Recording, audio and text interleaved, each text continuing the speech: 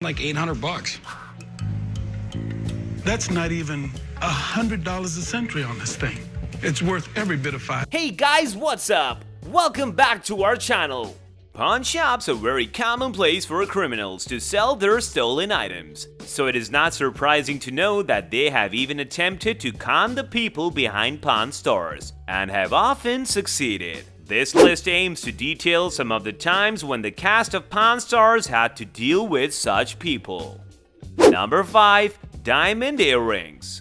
In 2010, a man walked into Rick's shop with a pair of diamond earrings. Rick has been a fan of diamonds for a very long time, so he jumped at the opportunity to buy more. Being his usual vigilant self, he asked the seller a ton of questions so that he could verify the diamonds were really his. After he had been satisfied with the answers, he agreed to pay $40,000 for the pair. Unfortunately for Rick, the very next day the police came into the shop and told him that the diamonds were stolen. Rick had to return the diamonds to the original owners, and although the thief was caught after some time, Rick was never able to recover the 40 grand he had lost. Number 4. Gold Pieces.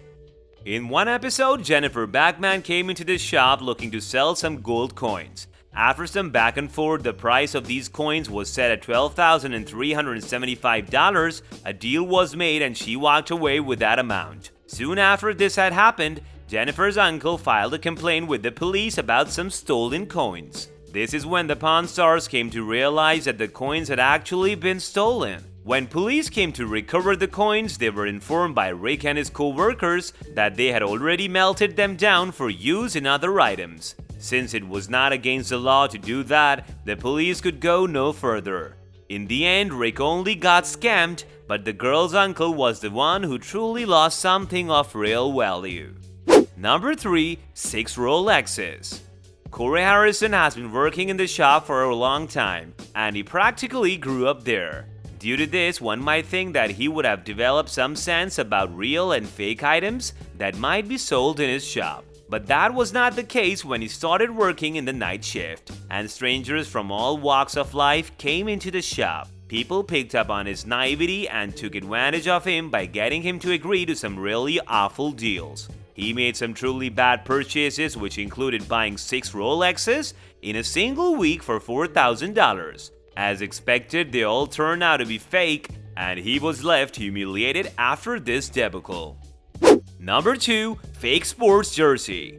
Continuing with Corey's blunders, there was once a time on the show when he got duped by some random stranger. A man entered the shop and came to Corey to sell him a jersey of a San Francisco player from 1961. Corey did not have that much experience with sports memorabilia, so he went ahead and paid him $31,000 for the shirt. If he had bothered to look closer, he would have seen that the shirt was in pristine condition, which would be nearly impossible given its supposed age. Another red flag was that the seller had no certificate of authenticity, which meant that he had no proof that the shirt was indeed an original. The crew of the Pawn Stars found out years later that the true value of the sports jersey was somewhere around 2 to 3 grand, which meant that they had lost over $28,000 on that deal.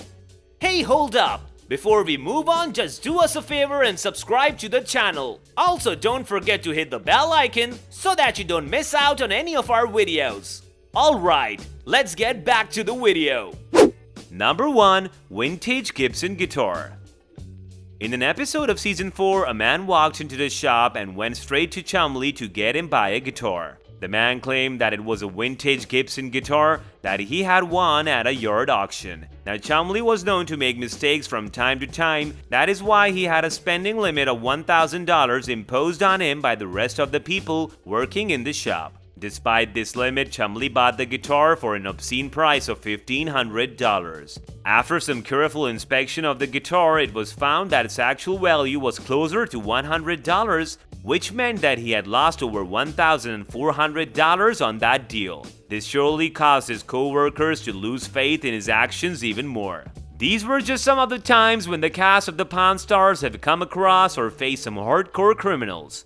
The audacity of these people is something to be shocked at, because how can somebody walk into a place with cameras recording their every move and still end up scamming an experienced crew of pawnbrokers? This brings us to the end of our video. Hope you guys enjoyed it. Well, if you did, then like this video. We will be seeing you guys soon in another video. Until then, take care and goodbye.